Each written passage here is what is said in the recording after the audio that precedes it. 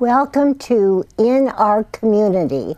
I'm Suzanne Barnett, your host, and tonight I am very excited to interview these three talented, wonderful people.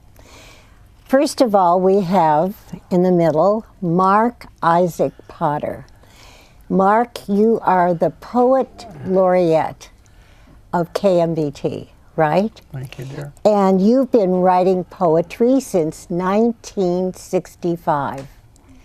Plus the fact that your poems have appeared in Fireland Review, WPA, and 2 Steps in a Journal of the Arts. Yes.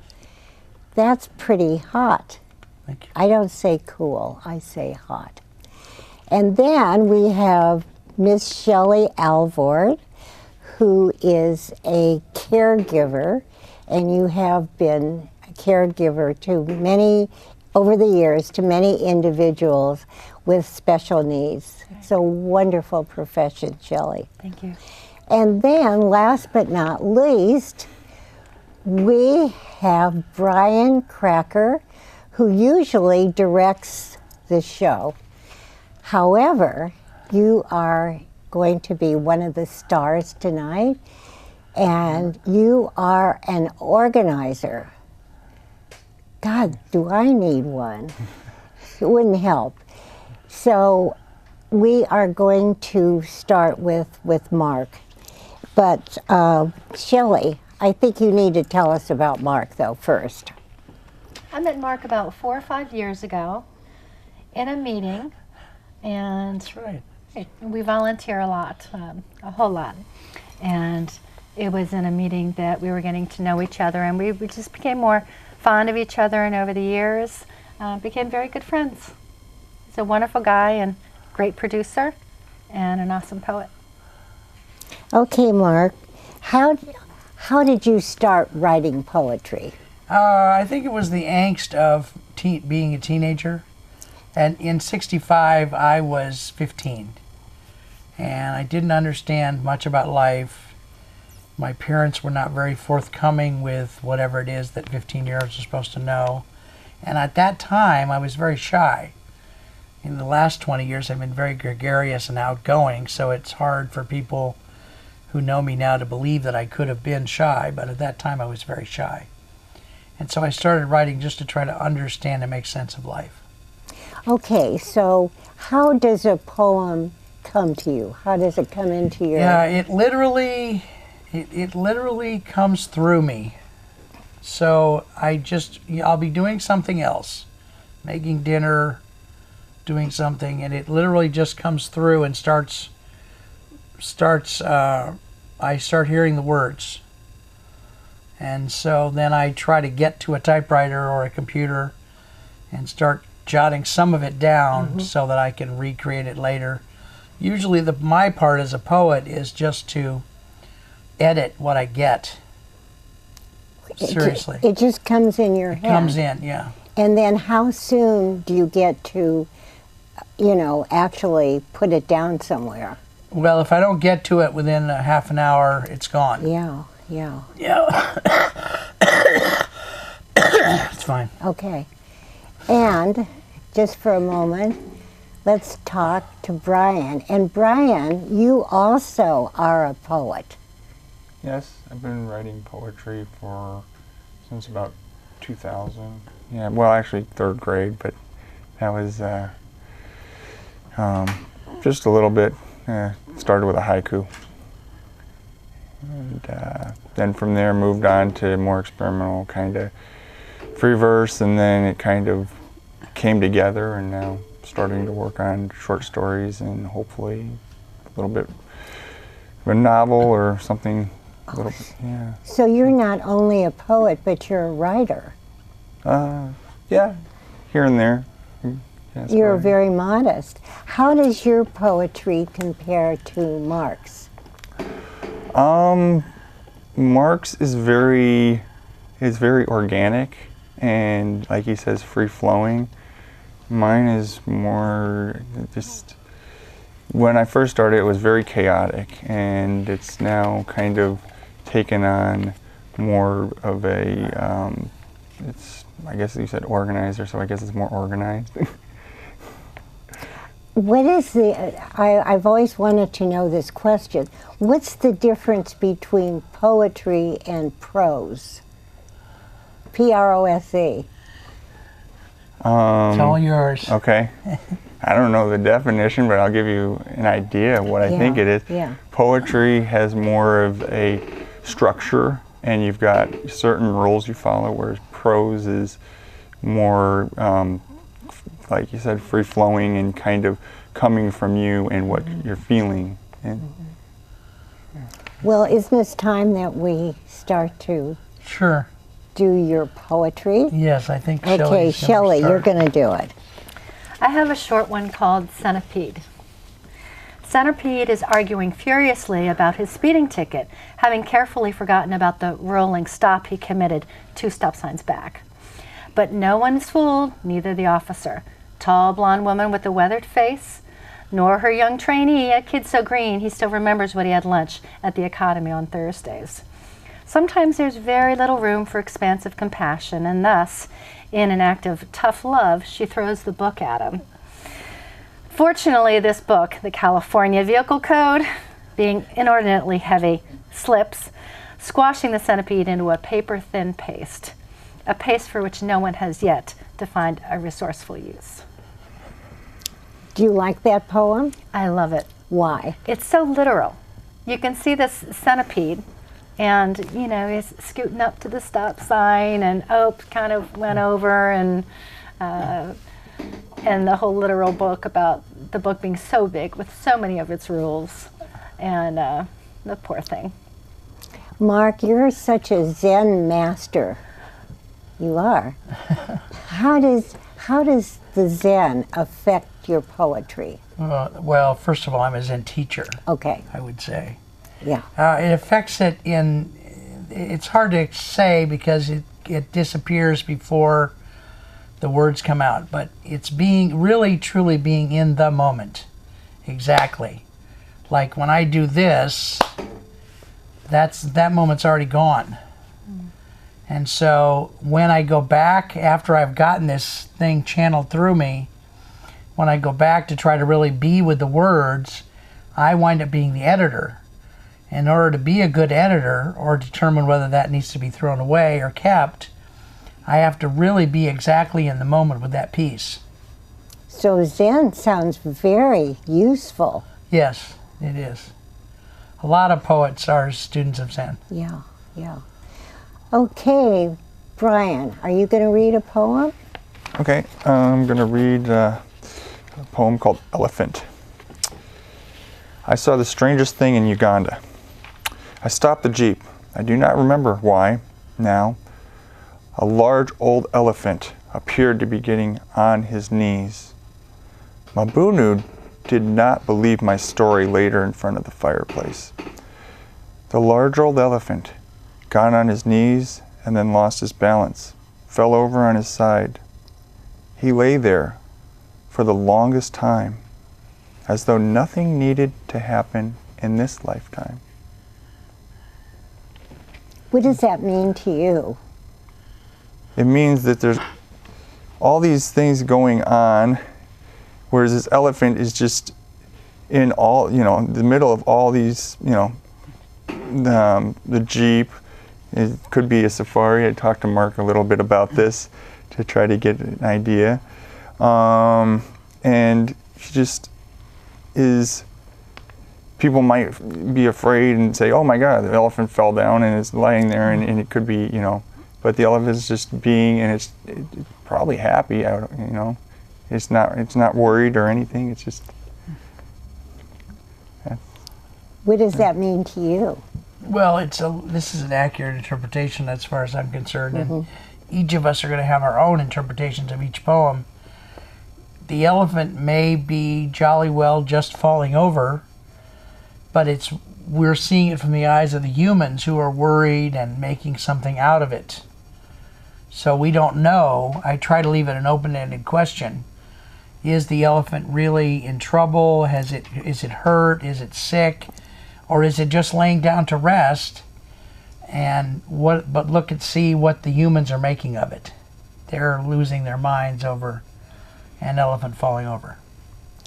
So what I gather, because this is the first time I've heard it, is that your poetry is very significant. It's very philosophical, too. Is that okay? It's probably true. I hadn't thought of it that way, but yeah. No, but when you write, I'm going to ask this to Brian first. When you write a poem, I love to ask this kind of question. I'm scared. No.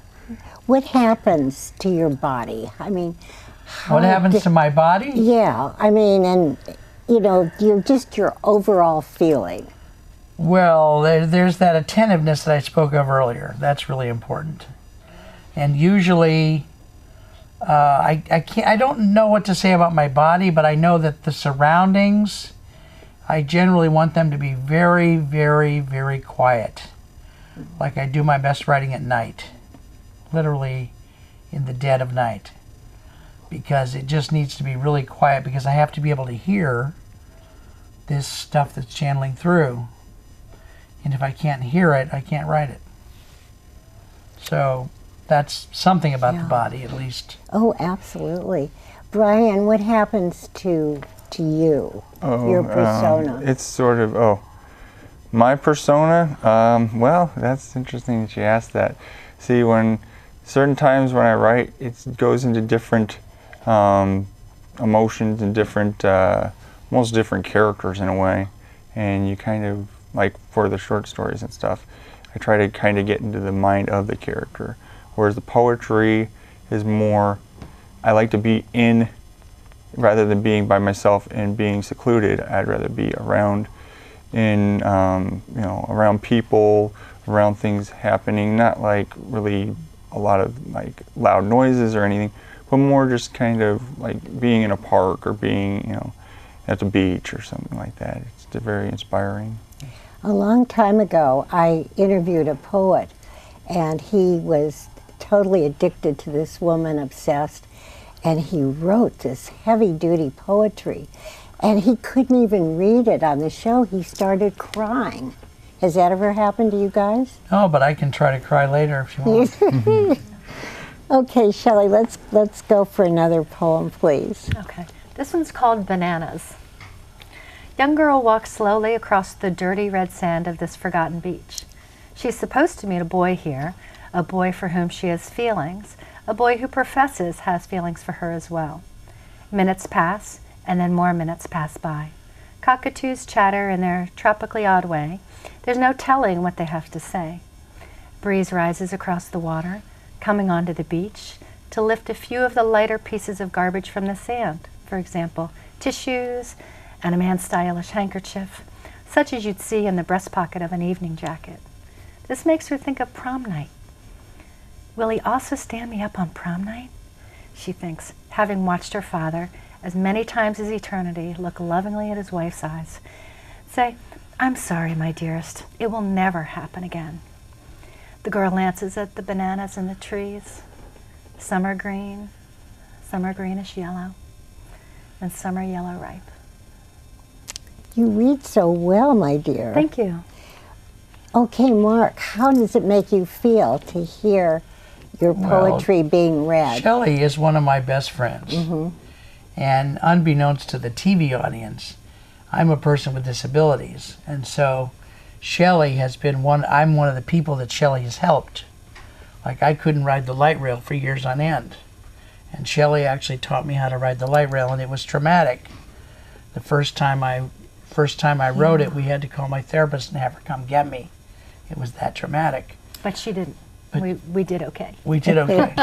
But I'm saying to hear her read it is very precious to me. It's like, I don't know, I don't know what to compare it with without being out of context. It's like watching puppies being born or something. Oh, how dear. Thank you. Yeah. Oh, that's wonderful. And this guy, I got to tell you more about him later too. Okay, how about He's a another pal. poem from the other poet? Are you going to read something? Apparently she's Okay. going to have me read Okay. last. That's what I'm getting. Well, So you can this read is- anytime. No, go This ahead. is Yeah, okay. The Courthouse in the Moonlight, it's in 4 parts. It's short fiction. Once upon a time, there were jobs. The moon knew everything. Who knew past, present, and future? Who necessarily then knew what had been and what was to come? And the moon walked against itself, currently a light moon. The moon became increasingly light. Part 2. At one time, there were good jobs. At that time, the moon would appear to be more light than it appears now. Some people thought the moon might have its own source of light, rather than just reflecting the light from the sun. Then the moon appeared to have even more light still. Speculation grew that the moon was becoming even more light. Meanwhile, a judge in a court of law watched like an owl. Part 3. People began to celebrate whenever the moon walked light as itself. Actually, the moon, knowing past, present, and future, was walking against itself. But this difference could not be detected. Groups of judges began to gather, particularly thick judges of courts of law, in especially thick rooms with doors that were impossibly thick. Taxman, tobacconist, revenuer, and sheriff gathered also thickly. The lightness of the moon, celebrated by common people after their factory shifts, after church even, grew so light some people claimed to have briefly levitated. Obviously, something had to be done. Part 4. Finally, one judge sat behind on a very high oak bench, in a chair so regal that the clerk of the court was hesitant. The judge said, "I declare from this day forward that corporations are in fact legal entities." The moon knew what that meant, and her brightness ran away in one straight line, directly away, immediately, with no diffusion of light whatsoever. Some people who had been in the midst of the celebration fell to the ground and were bruised. Companies, now legal entities, began to feed on the darkness that had been created.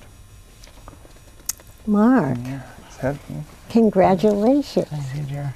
Okay, your turn. My turn, Yes. okay. So I brought 2 pieces. The second one is kind of long, so we might have to play it out, so to speak. They know what that means in the control room. The first one is called Sweater.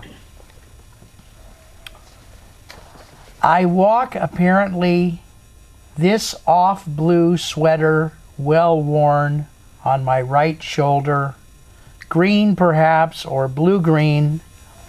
Uncle Ted wore the same sweater years before, and when he wore it, I nonetheless walked on the sidewalk of an intricately busy street. The sweater off my right shoulder. And Aunt Bertha, when she wore this sweater, it was reddish blue, although one does not really think there is such a color as reddish blue. Little Teddy Jr., when he wore it, it seemed more a light blue. Or I walked down a rural road, weeds on each side, a wild version of hay. We would come along, we kids, pick up the wild hay, and take it home to our pony named Lightning. There is no sense of renewal, even though the wild hay grows. Every spring, the pony tries to buck us off every chance he gets, and the chicken hawks never stop targeting our tiny chicken coop. Rather, there is a sense of loss. Now, almost 50 years later, the sweater wants to fall to the tiny gravel at the side of the road, and I let it. A backhoe has long ago dug the pony's grave, and more good people have passed away than I can count. That sweater now belongs to the earth. Wow, I like that. How does that make you feel when you read it? Well, it's some of it is based on my real family, not the names and all that, Yeah. but some of the some of the pony, for example, is a real pony that we had. So it makes me feel like I'm finally able to write something about my family that's respectful of my past. Yeah. What's the difference between a poem and a short story? Well, I tell you what, I'm gonna flip exactly what Brian said. I think the short story is more structured, and I think the poem can break all the rules. A poem, especially free verse and blank verse and those kind of things, don't have, like a sestina or haikus have really structured creation. So I feel the freest when I'm writing a poem. But you do write other things too. I do write other Yeah, things. I write yeah. short stories. Sometimes I write Yeah. essays. I blend the different forms. What's your favorite Poetry. poetry? Yeah. I think you have much more freedom. That's my feeling anyway. Yeah, I would think so. Yeah. And you can kind of say anything you want. When I was a kid, I always thought a poem represented everything rhyming. Like an iambic pentameter. Yeah, exactly. Very good. Very good. Yeah. Very good. Yeah, Yeah. yeah. Yeah. Well, look at when Ginsberg hit the scene in the 50s. People went nuts. You can't write a poem like that. And sort of broke open the form of poetry. Before then, it was very structured. Do you have any advice for wannabe poets? Yes. Take a piece of paper, a real piece of paper, sit it in front of you, and put a pen on it like this, and then do nothing for a few minutes. Get to know the fact that that piece of paper, which you're going to later represent as a screen, a computer screen, is freedom. It can be freedom. It can be, you can write whatever you want. And there's very little that can't be written. There are some things that cannot be written, but there's very little. What can't be written? Well, I mean, you can't say a lot of things on TV that can't be written, but we're in an age of appropriateness. Don't get me started on this Okay, subject. I won't. So everything is supposed to be appropriate, but in poetry you can break some of the appropriateness rules. Well, I can't wait to go home to write a poem. Very good. And if you believe that, you believe it's Christmas. I'm stuck in the rhyming portion.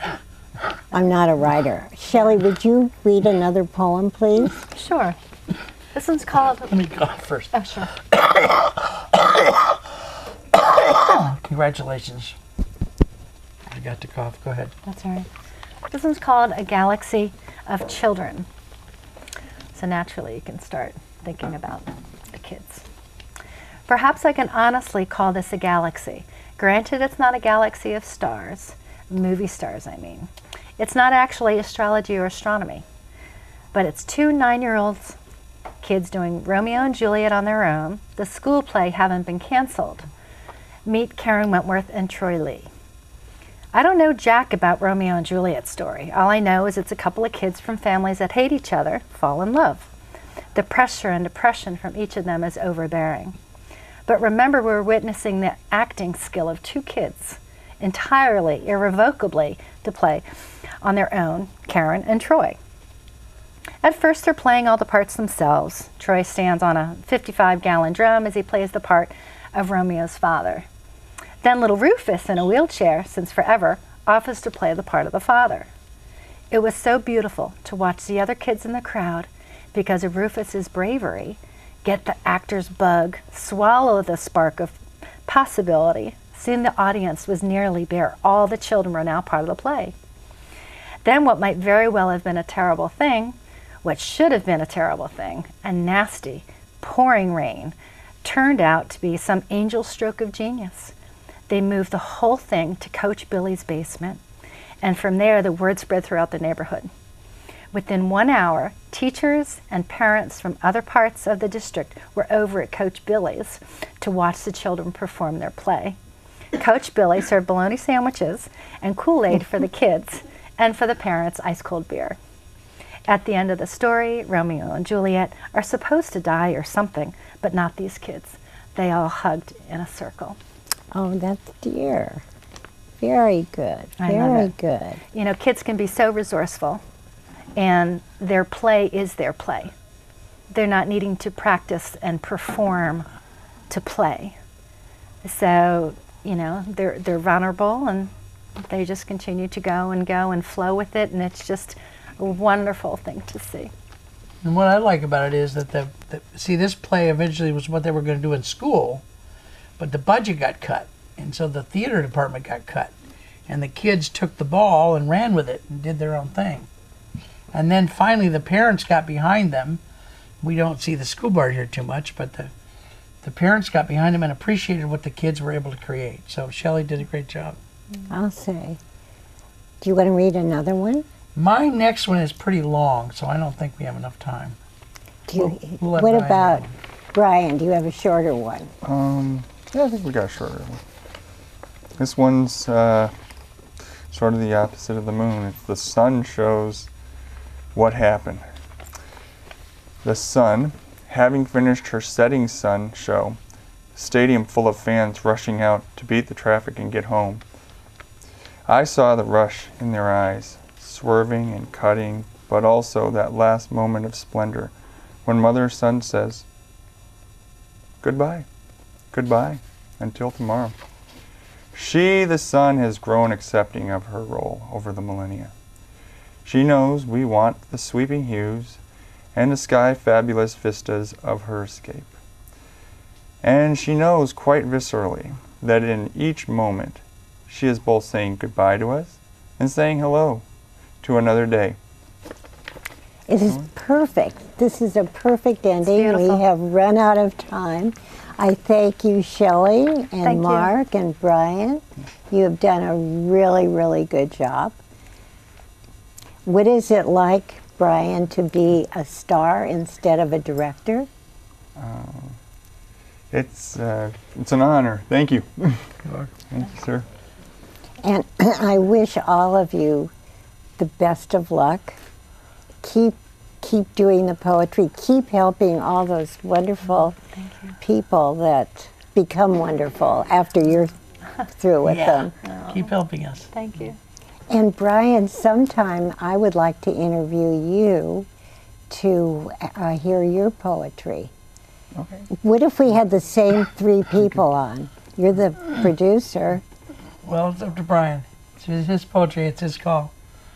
He does great poetry. He did a whole show of poetry on our show. Oh, really? It's fabulous. And when he reads, he's fabulous. I'd like to see how Yeah. it's different. What about, Really. okay, and we're finito. And I want to thank our crew. Boy, without our crew, we would not be here. And of course, I want to thank our audience for watching. Plus, we have a wonderful audience here, which is a real treat. And I can't wait to see you next time. I always say that. Anyway, mwah, mwah. Thank you. Okay.